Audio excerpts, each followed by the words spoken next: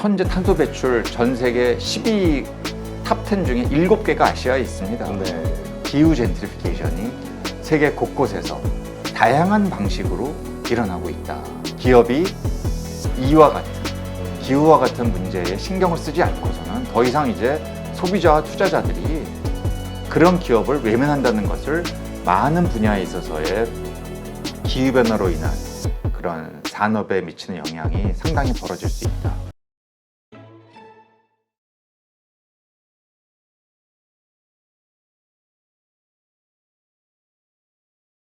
사실 산업화에 성공한 선진국에서 이 문제가 자꾸 제기가 되고 있는 거잖아요. 유럽이 됐든 아니면 미국이 됐든. 네.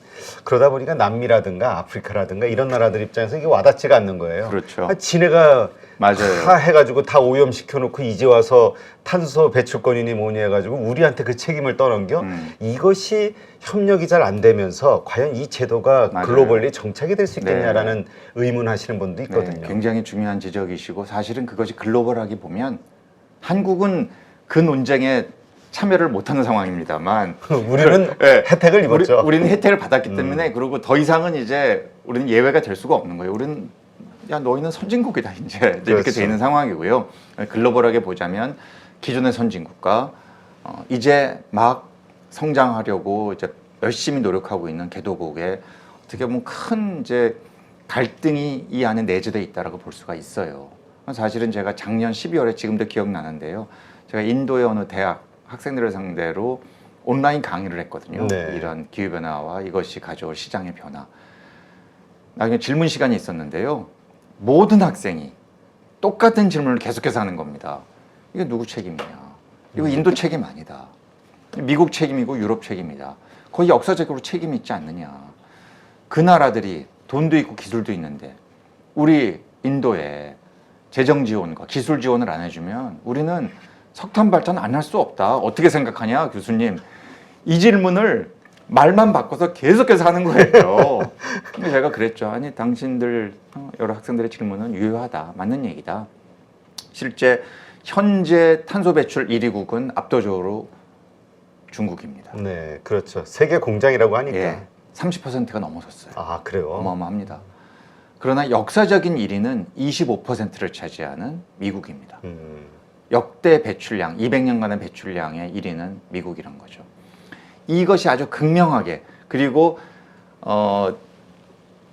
중국은 역사적으로는 2위고 미국은 현재는 2위예요. 그러니까 이게 순위를 그렇게 바꾸고 있거든요. 이게 사실 두 나라가 미치는 영향력이 이제 엄청난 건데요. 당연히 미국은 할 말 없고, 미국은 정말 진지하게 기후변화 문제를 생각한다면 정말 진정성 있게 재정과 기술을 동원해서 우리 아시아에 이미 현재 탄소 배출 전 세계 12 탑 10 중에 7개가 아시아에 있습니다. 네. 그냥 아시아가 그냥 탄소 배출의 공장이라고 보시면 되거든요. 당장 인도 있죠, 그렇죠. 중국 있죠, 러시아 있죠, 일본이죠. 일본 선진국입니다만 인도네시아 있죠, 이란도 있습니다. 이란을 많은 분들이 모르는데 이란이 7위 국가예요, 배출량. 그리고 한국이 9위입니다. 그것도 또 산유국이다 보니까. 맞습니다. 산유국이어서. 그러니까 그냥 대부분이 그냥 아시아에 있는 거예요. 그런데 이 중에 한국, 일본 빼놓고 다 개도국이거든요. 그렇죠. 정말 안 도와주면 우리는 안 한다. 게다가 인도네시아나 인도는 성장률이 굉장히 높은 나라고 석탄 화력 발전소의 비중도 무지하게 큰 나라예요. 둘 다 60%를 훌쩍 뛰어넘는 나라들이에요. 그렇죠. 어마어마합니다. 그러니 이거를 재생에너지, 즉 풍력, 태양광과 같은 것으로 급격하게 교체하려면 이 대안의 기술은 있기 때문에 선진국의 지원이 필요하다라고 주장하는 것, 저는 이 주장은 유효한데요. 문제는 우리는 한국 사람이고 한국에 살고 있는데 한국은 이런 얘기를 할 수 있는 상황이 아니다. 하여튼 그만큼 이 전 세계적인 협력이 과연 되기 위해서는 지금 이렇게 유럽처럼 어떤 규제, 그래서 막 돈을 뜯어낸 이런 거 가지고는 이게 해결될 문제는 아닌 것 같은데. 이걸 잘 보셔야 하는 게 네. 사실은 저는 뭐 개도국에 대해서는 이런 얘기도 해요. 당신네들이 지금 피해를 보고 있다 생각하는 생각은 맞지만 그렇다고 해서 당신네들이 계속 배출을 하면 당신네 국민도 고통을 받는다. 그렇지 않냐. 아니 작년에 파키스탄이 전 국토의 70%가 물에 잠겼습니다. 1,700명이 사망했어요. 어마어마한 피해를 본 겁니다. 완전 이건 재난이죠, 재난. 그렇죠. 전 국토에 걸친 어마어마한 재난이 벌어진 거거든요. 이런 일들이 벌어지고 있기 때문에 당신네들도 최선을 다해서 줄여야 한다. 거기에 이제 선진국이 도움을 줘야 되는 것 맞다. 그렇기 때문에 우리가 이제는 기후 문제에 있어서는 전 지구가 한 배를 탔다라는 생각을 해야 되는 것이고, 여기에서 우리가 우리는 위기를 가겠다라고 한다면, 잘못하면 그 피해로부터 개도국의 많은 국민들이 절대로 자유롭지 않기 때문에 여기에 대한 진정성 있는 노력은 선진국이 일차적으로 해야 되지만 개도국도 참여해야 된다. 그게 이제 이 파리 협정의 정신이거든요. 모든 국가가 선진국 개도국이 다 여기에 참여하자라는 것이고, 그 과정에서 여력이 있는, 경제적인 여력이 있는 선진국의 노력은 당연히 있어야겠죠. 그러나 그렇다고 해서 개도국이 선진국의 이런 규제에 대해서 우린 무조건 못하겠다, 우리 그냥 시체 말로 배째라 이런 태도는 꼭 바람직하지만은 않다. 그러니까 지원과 어떤 채찍 같이 가야 된다고 생각합니다. 근데 진짜 말씀하신 대로 그 다 느끼고 있는 거잖아요. 이 기후 변화로 인한 정말 자연재해가 정말 무섭게 닥치고 있다. 이게 하나 그 설득할 수 있는 포인트가 될 것 같기도 한데요. 근데 책에서도 언급하셨는데 이 기후가 집값하고 경제 성장률에 영향을 미친다고요? 네, 그렇죠. 이게 이제 뭐 경제학적으로는 당연히 관심을 가질 수밖에 없는 거고, 또 우리 국민께서 얼마나 또 부동산에 관심이 그쵸, 많으십니까? 집값이 가장 눈에 띄어요. 어마어마합니다. 좀 더 거시적으로 이제 성장률부터 말씀을 드리면, 이제 이런 연구들을 경제학자들이 꾸준히 많이 해왔어요. 결국 기후 변화로 인한 피해가 인간의 또 국가의 경제 성장률에 어떤 영향을 미칠 것이냐, 뭐 훨씬 더 많은 연구들이 부정적 영향을 미친다라는 쪽으로 가고 있고요. 저도 사실은 한국에 대해서는 이런 연구를 했었는데, 앞으로 대한민국이 이 자연재해, 특히 비 피해, 대한민국의 자연재해는 99%다 물과 관련돼 있습니다. 이 물로 인한 피해가 굉장히 클 것이고, 그 피해의 경제적인 피해 규모가 지금까지 우리가 겪어보지 못한 정도의 규모로 경제적인 피해가 커진다. 인적 피해, 즉 인명 피해는 제외하고 물적 피해만 보더라도 그렇게 피해가 지금까지 경험해보지 못한 피해를 앞으로 우리가 당할 수 있다는 것이어서, 여기에 대해서는 사전 예방적인 투자 노력이 굉장히 필요하다는 것이죠. 네. 사실 우리 태풍 오거나 아니면 장마철이 되고 하면은 의례적으로 일어나는 어떤 자연재해의 현상이 발생이 되면서 일어나는 그 피해가 있잖아요. 네. 근데 지금 말씀하시는 거는 더 거대하고 엄청난 재해들이 오면서 그게 커질 것이다. 네. 이렇게 보시는 거군요. 이제 역대 가장 컸던 태풍 피해가 2002년, 벌써 이제 21년 전이네요. 2002년 태풍 루사라는 거, 아마 많은 국민들이 기억하고 계시더라고요. 연배가 있으신 분들은. 이때 태풍이, 이번에도 왜 우리 태풍이 남한을 쭉 이제 아래서부터 위로, 생각보다 그래도 이 피해가 그렇게 크진 않아서 다행이었어요. 그런데 2002년도 루사는 전라남도로 상륙해서 북도와 충청도와 강원도로 훑고 지나갔습니다. 그래요? 그러니까 남한을 완전히 이렇게 아래서부터 위로 훑고 지나갔는데, 그 당시에 물적 피해가 6조 원이었거든요. 엄청나네요. 네, 그런데 저희 팀에서 한 연구에 따르면 앞으로의 강수량 예측치, 이거는 우리 자연대 교수님께서 제공을 해주셨고, 그리고 이제 우리 경제 모형의 피해 규모를 추정하는, 예측하는 연구 변수를 쭉 넣어서 해봤더니, 저희가 결과 보고 놀랐어요. 이게 앞으로 지금부터 2060년 사이에 어느 순간인가 27조까지 갈 수 있다. 연간 피해가. 연간 피해가. 그러니까 이것은 결국 비도 어마어마하게 많이 온다는 것이고, 그리고 그것이 가져다줄 피해가 몇 가지 변수에 영향을 받는데, 중요한 변수가 저희가 연구해 보니까 지자체의 재정 자립도더라고요. 지자체가 재정적인 여력이 있는 지자체가 확실히 사전적인 피해, 이 재난 피해에 대비하는 여력이 있다고 추론할 수 있다는 것이죠. 그래서 주로 보면 재정 자립도가 낮은 광역 지자체의 재난으로 인한, 즉 태풍과 홍수로 인한 경제적인 피해가 크다는 것이 저희 연구의 결과물이었어요. 그 얘기는 결국 중앙과 지방 정부의 사전적인 예방 노력을 위한 재정의 확보, 어떤 투자 우선순위의 변화. 그러니까 결국은 이런 기후변화 문제를 잘 살펴보면 이것은 정부로 치면 환경부의 역할을 넘어서서 이제는 기재부의 역할이다. 결국 재원을 어떻게 배분할 것이냐, 어디에 선제적으로 투자할 것이냐의 문제가로 귀결되는 것이죠.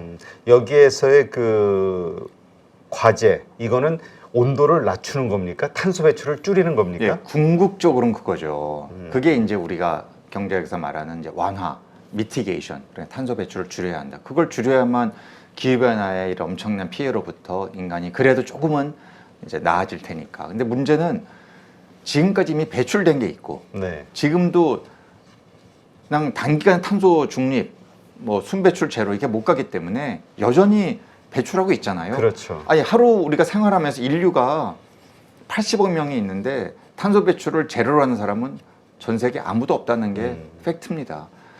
많이 배출하는 개인과 적게 배출하는 개인의 차이가 있을 따름이죠. 그렇기 때문에 이미 진행되고 있는 기후변화에 적응하기 위한, 영어로 애더테이션입니다. 이 적응하기 위한 노력도 못지않게 중요하다.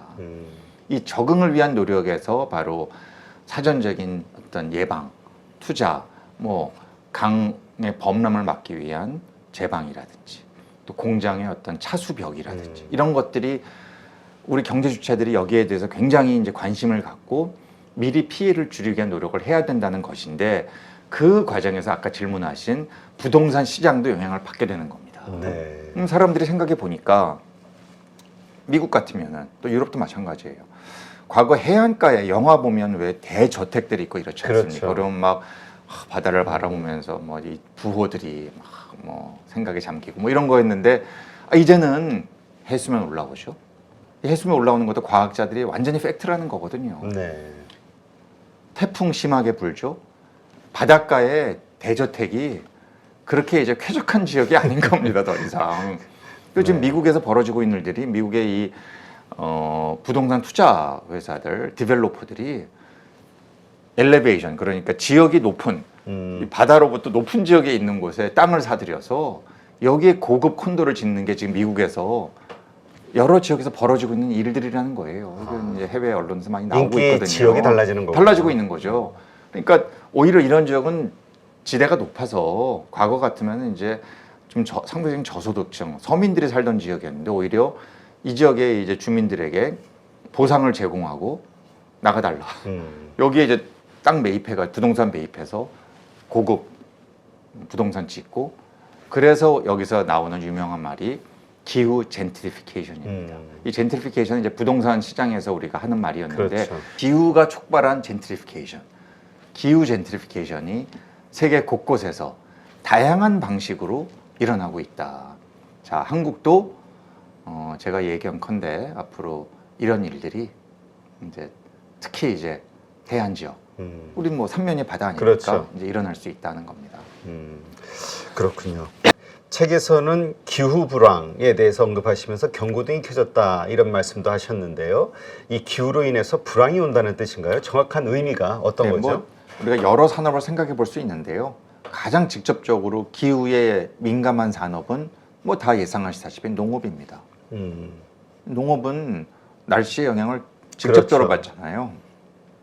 지금 벌써 올해도 나타나고 있는 현상인데 물론 이제 러시아발 전쟁으로 인한 우크라이나에서의 이제 밀생산 또 수출 감소 뭐 이런 것도 당연히 시장 영향을 미치지만 올해 벌써 남미와 인도 이런 게 주요 이제 곡창 지역들이 있거든요. 물론 내수적인 내수 소비도 엄청 많은 지역이지만 이런 지역에 가뭄이다 또 홍수다 이래서 농업 생산성이 급락하고 있는 현상들이 이번 올해 벌써 벌어지고 있습니다. 네. 이러다 보니 국제 곡물가가 올라간다는 우리 그런 데 보도들을 뭐 통계들을 벌써 볼 수가 있고요.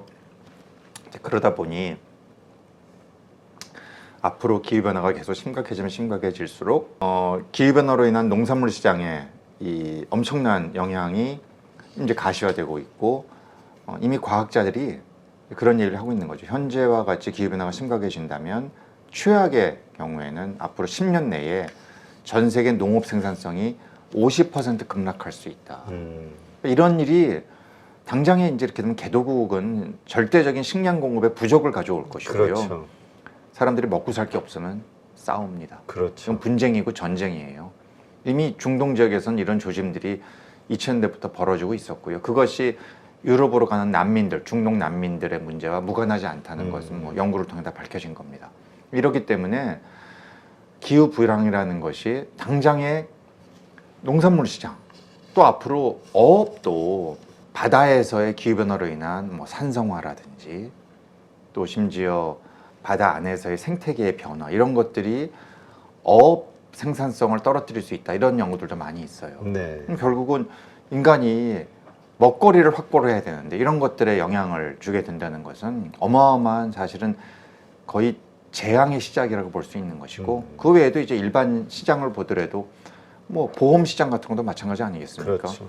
이거 결국 보험금 계속 올라갈 수밖에 없고 그럼 보험료 계속 올라갈 수밖에 없고 그럼 시장에서 견디지 못하는 보험사들이 나올 수밖에 없고 이런 일들이 계속 벌어지게 되는 거여서 앞으로 많은 분야에 있어서의 기후변화로 인한 그런 산업에 미치는 영향이 상당히 벌어질 수 있다. 뭐 아마 관광업도 마찬가지일 겁니다. 네.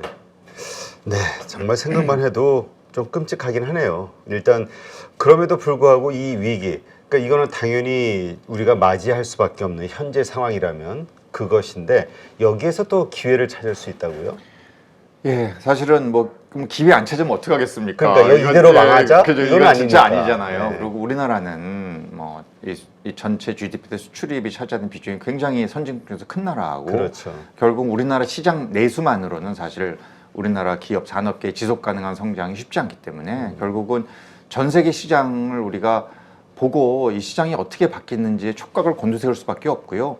그 시장의 변화의 흐름을 우리 기업이 우리 산업계가 정확하게 보고 과연 앞으로 어디에 기회가 있을 것인지 우리가 그 기회를 보는 대로 바로 우리 것으로 만들기 위해 어떤 노력을 해야 하는 것인지에 대한 생각을 안 할 수가 없는 것이죠.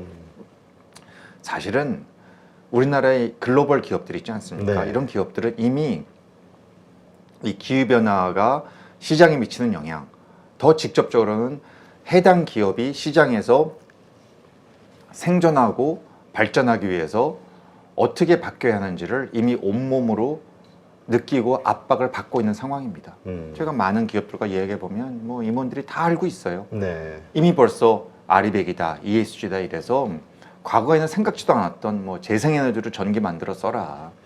이제 앞으로 ESG 보고서를 상시화해서 아예 이제 시장에서 규제화하겠다. 뭐 이런 것들을 이미 벌써 다 벌어지고 있는 일이기 때문에 그렇죠. 이미 기업들은 다 알고 있어요.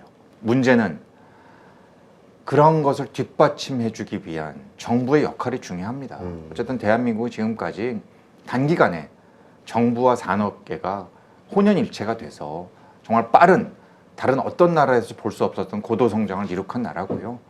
이러한 어떤 우리가 갖고 있는 노하우, 어떤 축적된 지식 자본이 있기 때문에 이것을 우리가 잘 활용을 해야 되는데 이 기후 변화에 따른 글로벌 시장의 변화, 무역 규범의 변화에 이 탈탄소 무역 규범으로의 어떤 흐름을 정부가 정말 잘 캐치를 해야 되고 거기에 맞춰서 한국 정부는 산업계에 어떤 시그널을 줄 것이냐, 어떤 당근을 주고 어떤 채찍을 가할 것이냐를 잘 생각해야 됩니다.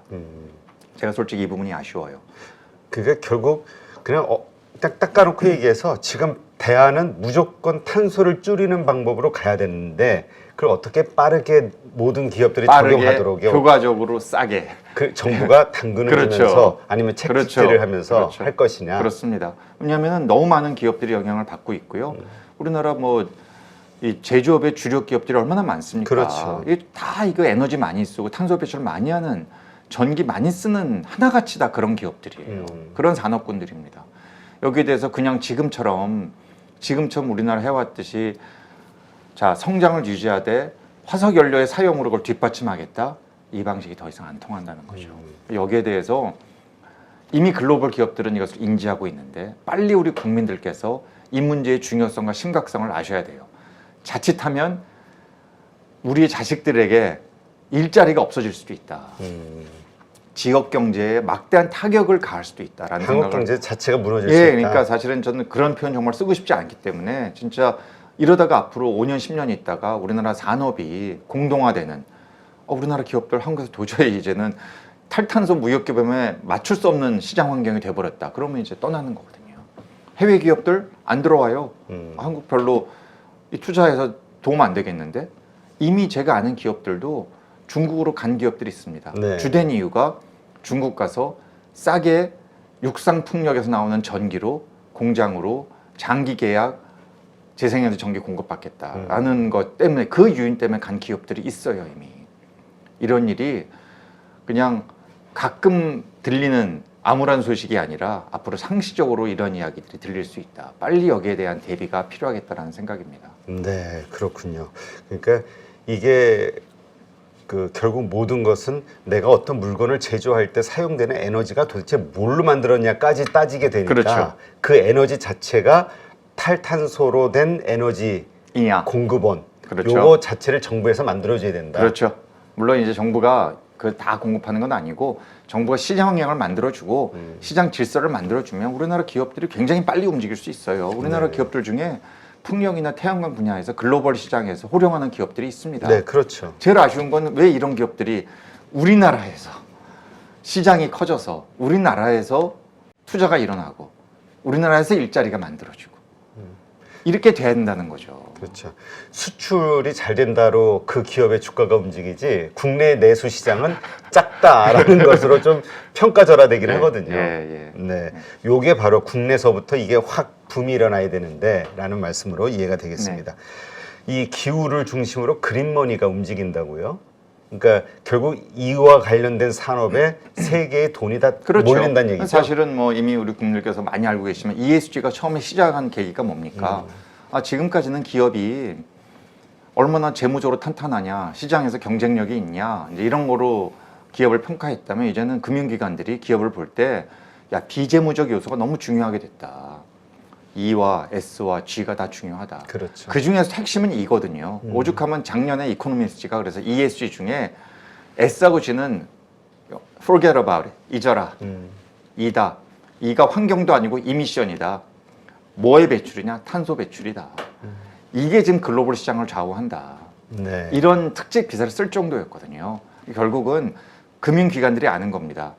우리가 투자자로 돈을 받아서 그 돈으로 기업에 투자를 하려면 기업이 이와 같은 기후와 같은 문제에 신경을 쓰지 않고서는 더 이상 이제 소비자와 투자자들이 그런 기업을 외면한다는 것을 글로벌 투자자들이 너무 잘 알고 있는 거죠. 네. 그것이 바로 시장을 움직이는 힘이라고 생각합니다. 네, 알겠습니다.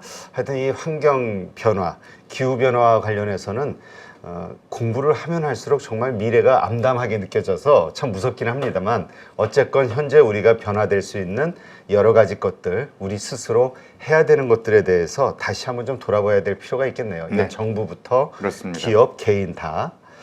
네, 오늘 이렇게 해서 기후변화 10년 후 한국의 미래와 생존 전략, 기후위기, 부의 대전환 책의 저자시죠. 서울대 홍종호 교수님 모시고 오늘 관련된 깊은 인사이트 말씀 들었습니다. 오늘 좋은 인사이트 고맙습니다. 네, 고맙습니다.